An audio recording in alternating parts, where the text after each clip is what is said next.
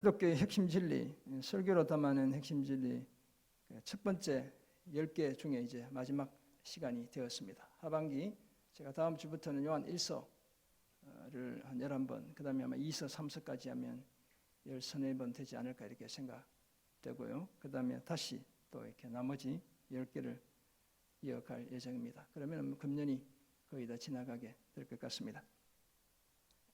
오늘 그 마지막 시간 함께 봉독한 본문을 중심으로 속죄란 무엇인가 라는 제목 가지고 함께 말씀 나눠보겠습니다.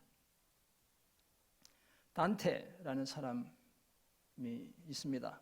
우리가 잘 아는 신곡 Divine Comedy라는 작품을 쓴 분인데요. 이분은 이 작품을 쓴 때가 벌써 1320년이니까 아주 오래전 분이죠.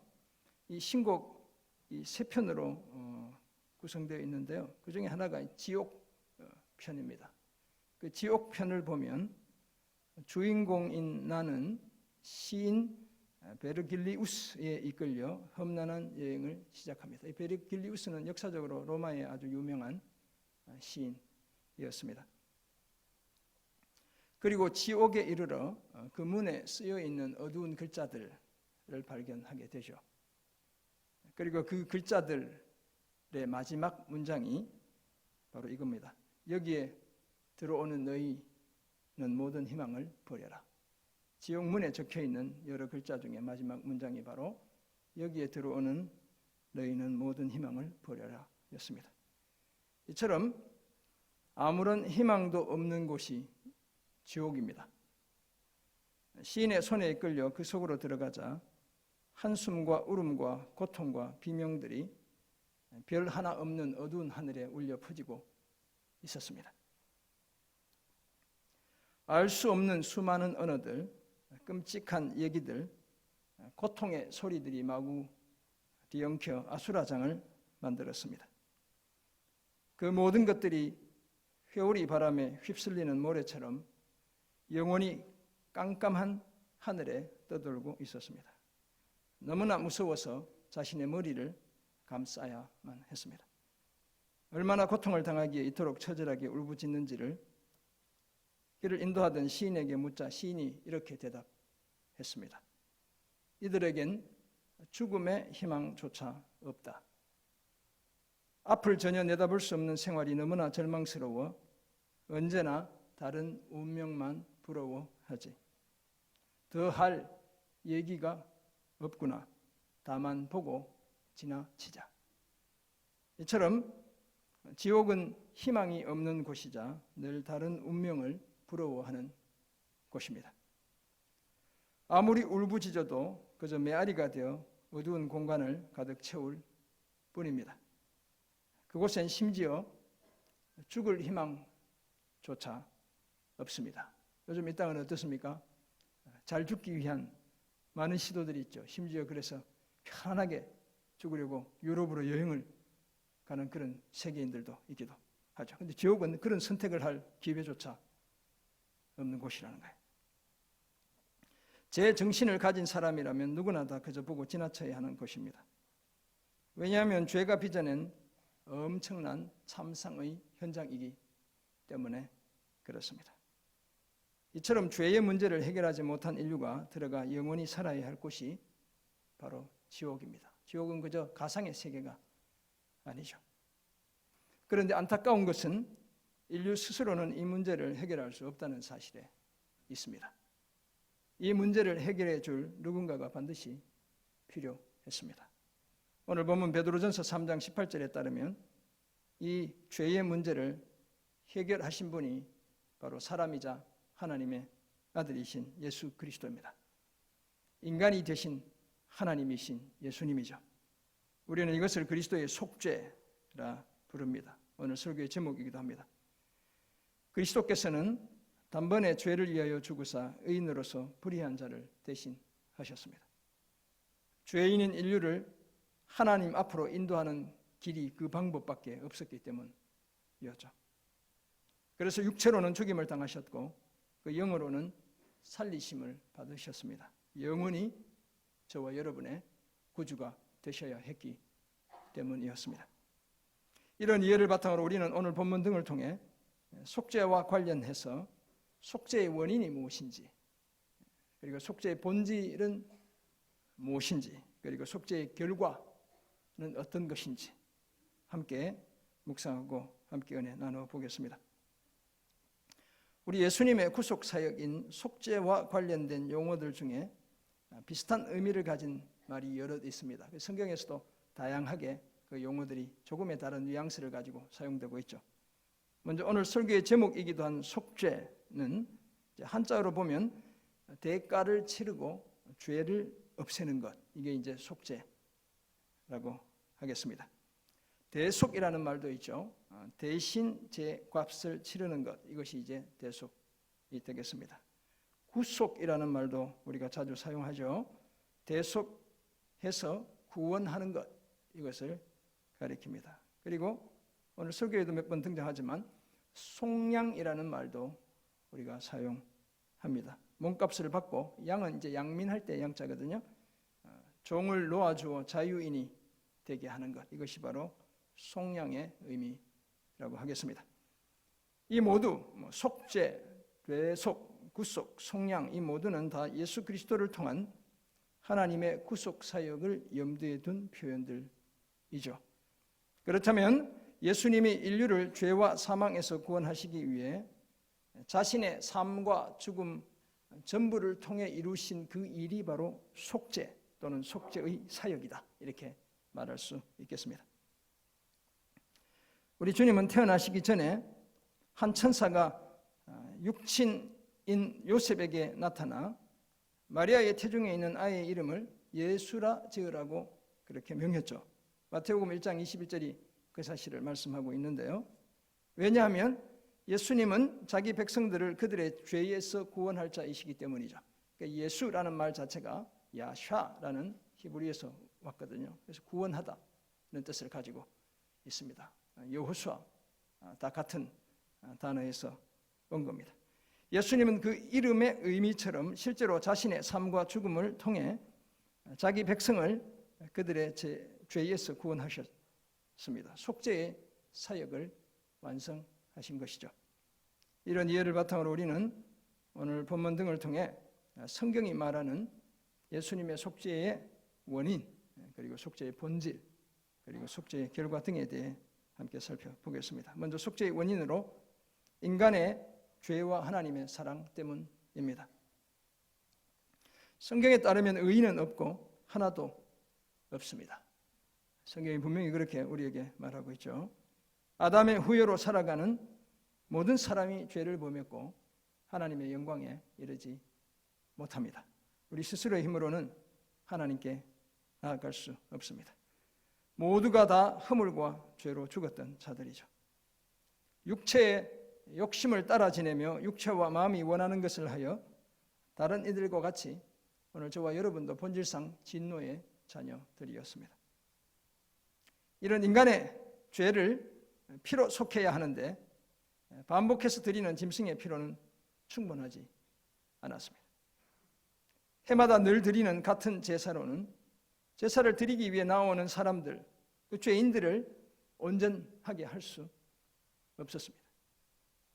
심지어 사람의 피도 마찬가지이죠. 죄에 오염된 우리의 피로는 하나님의 의의 요구를 다 만족시키지 못합니다.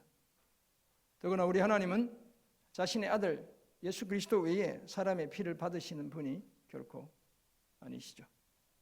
이제 사람들은 죽음과 영원한 심판이라는 마지막 관문만 남겨둔 상태였습니다. 절망의 상태에 우리가 놓여 있었죠.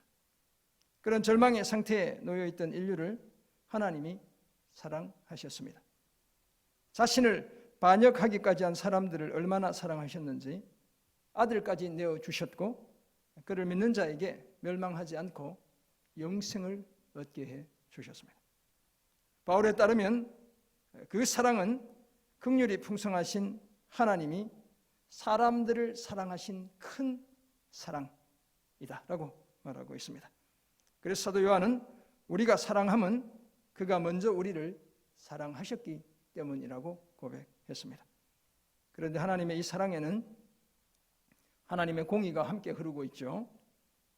그것은 하나님이 아들 예수 그리스도를 그의 피로서 믿음으로 말미암는 화목 제물로 세우셨다는 사실에서 확증됩니다.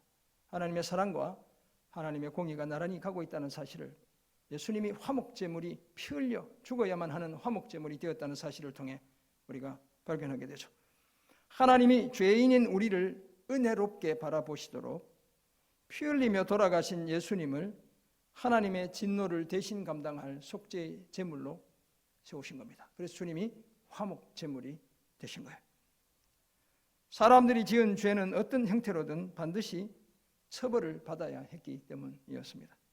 그래서 죄가 없는 예수님이 죄인들을 대신해 자신의 순결한 피를 통해 하나님의 의의 요구를 만족시켜야만 했습니다.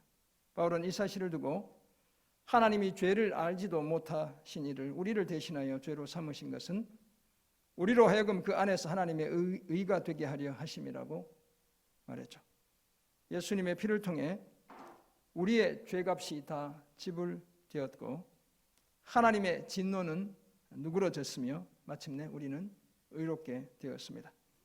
사랑하는 성도 여러분, 사실 모든 것에 충분하신 하나님은 아무도 구원하실 필요가 없었습니다. 하나님에게 뭔가 부족함이 있다면 제가 자주 말씀드렸지만 그런 분은 하나님이 아니죠. 뭔가 결핍을 느꼈다면, 불완전함을 느낀다면 그런 분은 하나님이 아닙니다. 모든 것에 충분하시기 때문에 저와 여러분을 구원해야 할 필요는 없었죠. 하지만 우리를 사랑하신 그 큰 사랑으로 인해 저와 여러분을 구원하시기로 결정한 거예요. 우리의 구원은 전적인 하나님의 주도하심 속에 이루어진 하나님의 일이라는 사실을 우리가 늘 고백해야 합니다. 하나님이 그렇게 작정하시자 아들 예수 그리스도는 아버지의 공의를 만족시키기 위해 육신의 삶을 사시고 십자가에서 죽으셔야만 했습니다. 부활하신 예수님이 자신의 부활을 확신하지 못한 채 엠마오로 가던 두 제자에게 다음과 같은 질문을 누가복음 24장 26절에서 던졌습니다. 그리스도가 이런 고난을 받고 자기의 영광에 들어가야 할 것이 아니냐. 자신이 반드시 십자가의 고난을 거쳐 영광에 들어가신다는 사실을 말씀하셨죠. 이처럼 예수님은 자신이 우리 대신 죽는 길 외에 우리를 구원할 다른 방도가 없다는 사실을 잘 알고 계셨습니다. 그래서 우리를 위해 친히 고난을 당하시고 십자가에 못 박혀 죽으셨습니다. 우리를 거스르고 불리하게 하는 법조문으로 쓴 죄의 증서를 자신과 함께 십자가에 못 박아 주셨습니다. 우리의 죄가 낱낱이 기록된 그 증서를 주님 이 십자가에 못 박힐 때 함께 못 박아 주셨다는 겁니다. 염소와 송아지의 피로 하지 아니하고 오직 자기의 피로 영원한 속죄를 이루시고 단번에 성소에 들어가셨습니다. 자신을 단번에 제물로 드려 자신을 믿는 모든 사람의 죄를 다 없애 주셨습니다. 이처럼 우리의 죄와 하나님의 사랑이 속죄의 원인이었음을 기억하고 예수님의 피로 말미암는 속죄의 확신 속에 살아가는 그런 우리 모두가 되기를 주님의 이름으로 축원합니다. 아멘. 두 번째, 속죄의 본질로 예수님은 우리 대신 죽으셨을 뿐만 아니라 우리 대신 사셨습니다. 중요한 사실인데요. 우리가 속죄라고 하면 그저 우리의 죄 용서에 대한 것에만 우리가 집중하는데 우리의 삶에 또 우리의 관심이 기울여져야 한다는 사실을 우리가 발견하게 되는 겁니다. 인류가 진 죄의 빚을 대신 갚아주시기 위해 예수님은 자신의 피로 그 값을 치르셨습니다. 십자가 위에서 창에 옆구리를 찔려 마지막 남은 피와 물까지 다 쏟으셨죠. 이 자세한 의미를 제가 설교 마지막 부분에 함께 묵상해 볼 겁니다. 그런데 예수님이 자신을 희생제물로 드려 사람들의 죄가 용서받는 일만 하셨다면 사람들은 부분적으로만 구원을 얻었을 것입니다. 물론 지난날 저들이 지은 저들의 죄과는 다 사라졌겠죠. 하지만 아담과 하와처럼 언제든지 죄를 다시 지을 수 있고 평생 순종해 본 일이 없는 상태가 되고 말았을 것입니다. 그런데 죄인인 우리와 하나님과의 친밀한 교제를 회복하기 위해선 죄의 용서를 넘어 반드시 순종의 삶이 수반되어져야 합니다. 그래서 예수님은 하나님께 완벽한 순종의 삶을 사심을 통해 자신의 순종의 공로가 예수를 믿는 사람들의 것으로 간주될 수 있게 해주셨습니다. 자신의 의가 우리의 의가 되게 하셨을 뿐만 아니라 주님의 순종이 우리의 순종이 되게도 해주셨다는 거예요. 그 사실을 바울은 로마서 5장 19절에서 이렇게 말합니다. 한 사람이 순종하지 아니함으로 많은 사람이 죄인 된 것 같이 한 사람이 순종하심으로 많은 사람이 의인이 되리라. 아멘. 여기 앞에 한 사람은 아담을 이야기하죠. 뒤에 한 사람은 예수 그리스도를 가리킵니다. 아담의 불순종으로 인해 많은 사람이 죄인이 된 것처럼 예수 그리스도의 순종하심을 통해 많은 사람이 순종의 삶을 힘쓰는 의인이 되었다고 말하고 있는 겁니다. 그래서 바울은 율법에서 난 의를 의지하지 않고 그리스도를 믿음으로 말미암은 의, 곧 믿음으로 하나님께로서 난 의를 의지하며 살았습니다. 예수 그리스도는 죄 없는 삶을 통해 믿는 모든 자들에게 의로움이 되셨다고 사도 바울이 고백하기도 했습니다. 우리가 살아야 할 순종의 삶을 예수님이 미리 사시고 대신 살아주신 것이에요. 그런데 예수님의 순종의 삶은 고난과 고통으로 점철되었죠. 이사야에 따르면 예수님은 멸시를 받아 사람들에게 버림을 받았습니다. 우리 주님은 간고를 많이 겪었죠. 이 간고는 고통을 가리키는 겁니다. 질고를 아는 분이었습니다. 질고는 질병 때문에 당하게 되는 아픔들을 가리키는 겁니다. 주님이 그런 분이셨죠.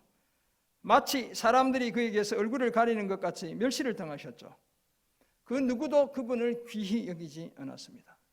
이 표현들은 예수님을 사람들이 극악무도한 죄인으로 여겼다는 그런 표현이에요.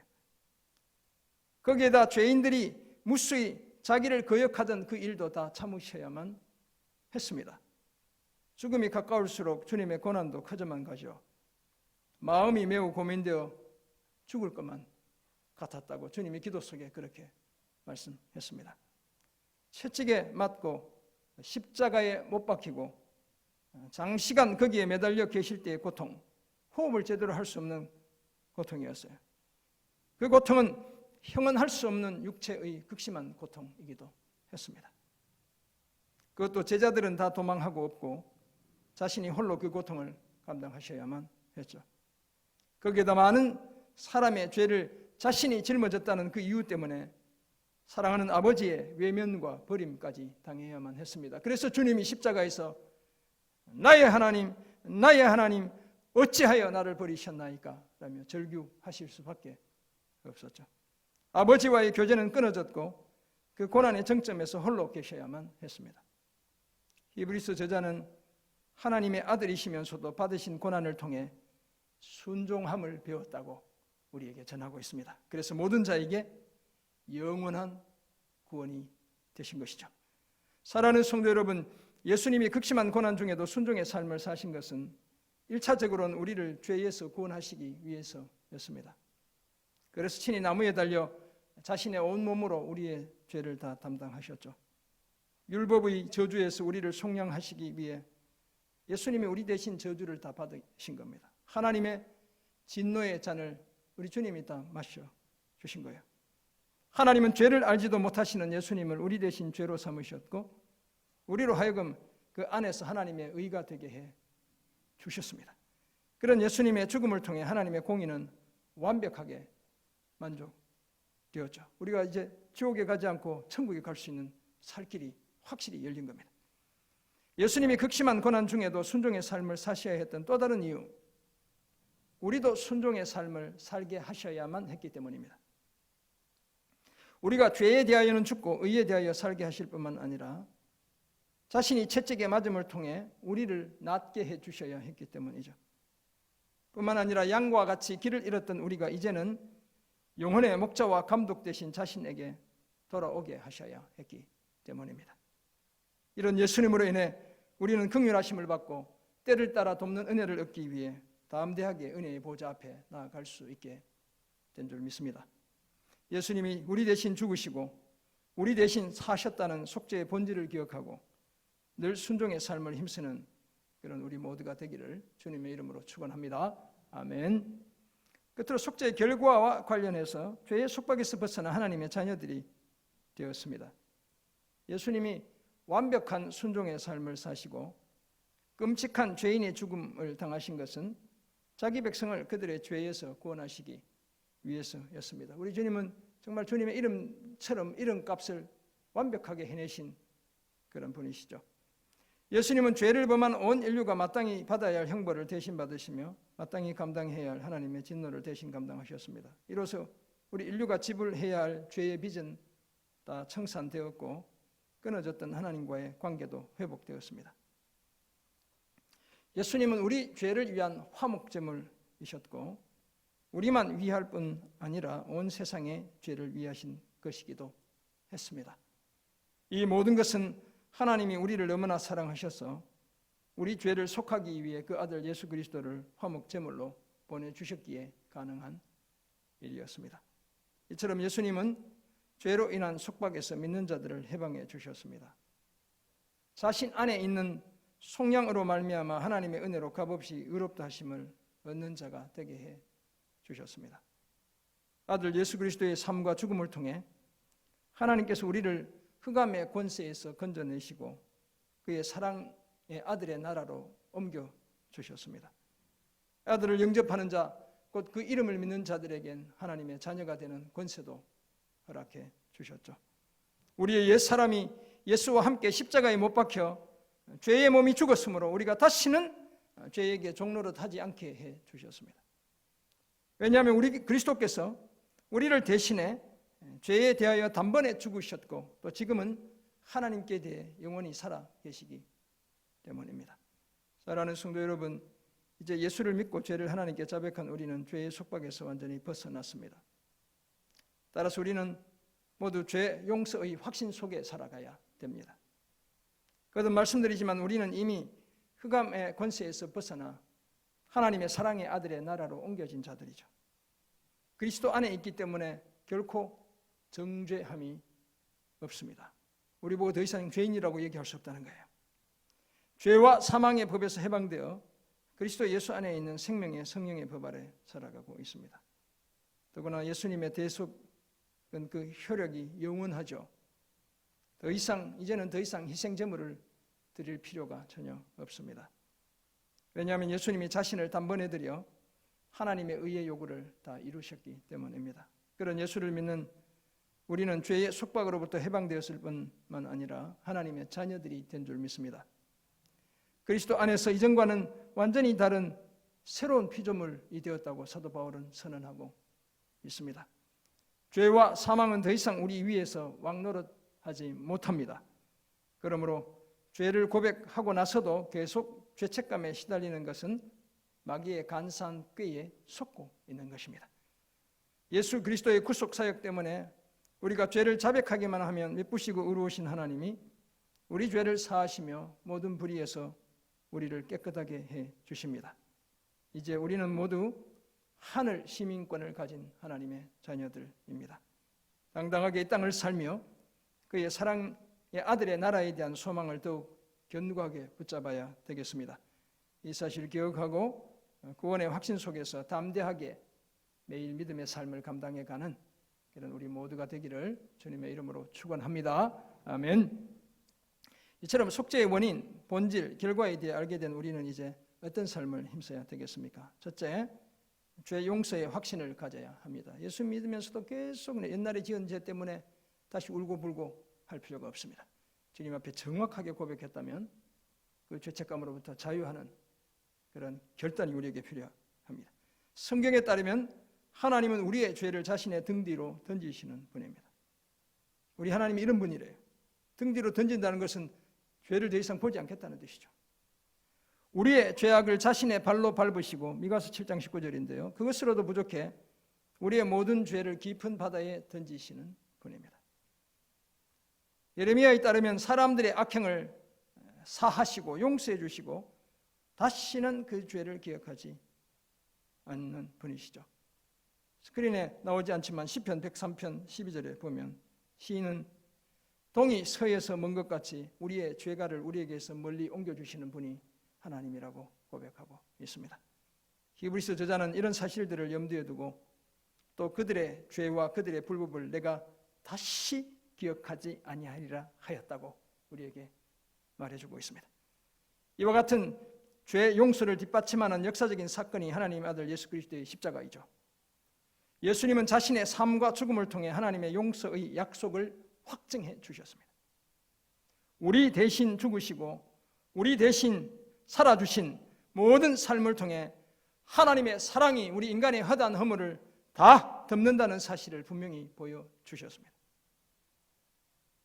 이런 죄 용서의 확신 속에 살며 더 이상 죄책감에 시달리지 않는 그런 우리 모두가 되기를 주님의 이름으로 부탁드립니다. 아멘. 두 번째 적용점, 희생을 각오해야 합니다. 예수 그리스도의 속죄 사역은 희생이 없이는 불가능한 사역이었습니다. 십자가 없이 불가능한 것이죠. 하나님의 아들이 사람의 몸을 입고 이 땅에 오신 것이 큰 희생의 시작이었습니다.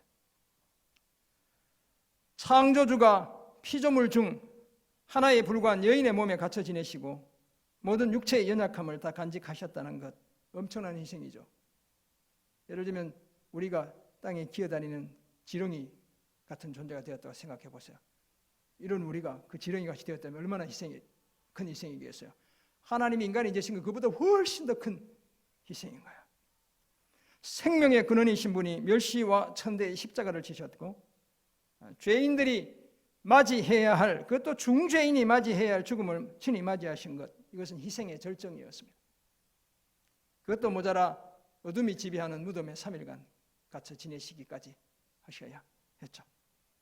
이런 희생을 통해 우리를 죄와 사망의 권세로부터 해방시키고 하나님의 자녀들이 되게 해 주신 겁니다. 주님의 희생 없이 이런 구속사역 설명이 되지 않습니다.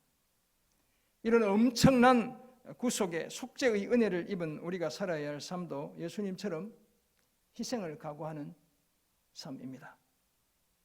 나의 희생을 통해 다른 누군가를 살려내는 바로 그런 삶이죠. 내가 희생하지 않고 변화를 추구한다면 그 말짱 도루묵이죠. 빛 좋은 개살구에 불과합니다. 불가능한 일이죠. 나의 희생을 통해 다른 누군가를 살려내는 바로 그런 삶을 우리가 살아야죠. 그 사람이 내가 그랬던 것처럼 예수로 말미암는 속죄의 은혜를 마음껏 누리게 하는 그런 삶을 우리가 살아내야 합니다. 그러기 위해서는 우리도 희생해야 되는 거죠. 그러므로 그리스도의 복음에 빚진 우리는 그의 나라, 그의 몸된 교회를 위해 기꺼이 희생을 각오해야 합니다. 복음으로 세상을 변혁하는 제자들의 공동체, 구호로만 되는 게 아니에요. 우리의 희생이 뒷받침될 때 폭발적인 역사를 불러오게 되는 것이죠. 내가 죽고 남이 사는, 나는 죽고 남을 살리는 그 희생의 삶을 우리는 포기하지 않아야 합니다. 그래야 이 땅을 주님의 속죄의 은혜로 가득 덮을 수 있습니다.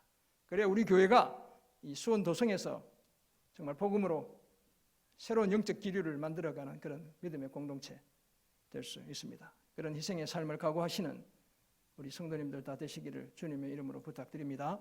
아멘. 아멘 많이 하셨습니다. 이제 월요일부터 소문이 팍팍 날 거예요. 우리 수원 영광교회 사람들은 확실히 다르더라. 거기 한번 가보자. 이런 얘기 들려올 줄 믿습니다. 맥스 루케이도 목사님의 책 예수가 선택한 십자가는 십자가의 은혜를 깊이 묵상하게 하는 그런 아주 좋은 책입니다. 어렵지 않으니까 우리 제자반 식구들 다 읽었고 한 7, 80번은 읽었다 이렇게 보여집니다. 한 권 이렇게 사보시면 특별히 사순절 기간 동안이나 이렇게 깊이 주님의 십자가를 묵상할 수 있게 해주는 좋은 책인데요. 이 책에서 맥스 루케이도 목사님은 예수님이 십자가에서 한 군인의 창에 옆구리가 찔려 곧 피와 물을 흘리신 사실을 두고 두 가지를 묵상했습니다. 제가 앞에 요한복음 19장 34절 한번 묵상해 볼 거라고 말씀드렸죠. 이 맥스 루케이도 목사님은 제가 미국에서 직접 설교를 들어보기도 했던 그런 분입니다. 먼저 피는 우리를 위해 이루신 하나님의 일을 나타낸다고 보았습니다. 예수님이 그 흘리신 그 피는 우리를 위해 이루신 하나님의 일을 나타낸다 이렇게 보았다는 겁니다. 속죄 사역을 위해 죄 없는 피가 필요했고 무지한 피가 바쳐져야만 했습니다. 예수님은 자기 몸을 단번에 그리고 영원히 바쳤고 마지막 남은 피 한 방울까지 다 쏟아내신 겁니다. 두 번째, 또 뭐가 흘러나왔죠? 물이 흘러나왔죠. 물은 우리 안에서 이루시는 하나님의 일을 나타낸다고 보았습니다. 피는 우리를 위해 이루신 하나님의 일을 나타낸다고 보았고, 물은 우리 안에서 이루시는 하나님의 일을 나타낸다고 보았습니다. 예수님은 영생하도록 솟아나는 샘물을 주시는 분이시죠. 이 물은 우리 안에 거하시는 성령을 가리키는 것이기도 합니다. 피를 통해 구원은 이미 이루어졌고 하나님은 물을 통해 변화를 기대하고 계신 겁니다. 그렇다면 창에 찔린 예수님의 옆구리에서 곧 피와 물이 동시에 나왔다는 것은 피의 공로뿐만 아니라, 우리가 피의 공로는 잘 받아들이잖아요. 그것뿐만 아니라 물의 변화도 받아들여야 한다는 사실을 나타내는 겁니다. 예수님이 쏟으신 피와 물이 우리의 죄 용서를 넘어 순종의 삶을 위한 것임을 받아들여야 한다는 거예요. 그렇다면 예수님의 구속사역의 효력은 우리의 구원을 넘어 우리의 삶에까지 늘 확장되어져 가야 하는 겁니다. 사랑하는 성도 여러분, 오늘 말씀을 정리해 보면 먼저 속죄의 원인으로 인간의 죄와 하나님의 사랑 때문에 예수님의 희생을 통한 속죄가 필요했습니다. 속죄의 본질로 예수님은 속죄의 사역을 완성하시기 위해 우리 대신 죽으셨을 뿐만 아니라 우리 대신 살아주셨습니다. 그리고 속죄의 결과로 그래서 우리는 죄의 속박에서 벗어나 하나님의 아들과 딸이 되었습니다. 이 사실을 아는 우리는 죄 용서의 확신을 가져야 되겠습니다. 뿐만 아니라 예수님처럼 우리도 생명을 살리기 위해 희생을 각오해야 되겠습니다. 정말 내 주변에 삶이 변하기를 원한다면 희생해야 합니다. 예수님의 속죄가 우리의 구원뿐만 아니라 우리의 순종을 위한 것임을 늘 잊지 않아야 되겠습니다. 오늘 이후로 예수님의 속죄의 은혜를 힘입어 진정한 자유인으로 살며 순종의 삶을 힘쓰는 그런 우리 모두가 되기를 주님의 이름으로 축원합니다. 아멘. 기도하겠습니다. 하나님 아버지, 오늘 주신 은혜의 말씀을 기억합니다. 그 속죄의 은혜 속에 살 뿐만 아니라 순종의 삶을 함께 힘쓰는 주님의 귀한 자녀들, 하나님의 거룩한 백성들, 복음으로 세상을 변혁하는 예수의 경건한 제자들 다 되게 은혜 내려 주옵소서. 감사드리며 예수님의 이름으로 기도드립니다. 아멘.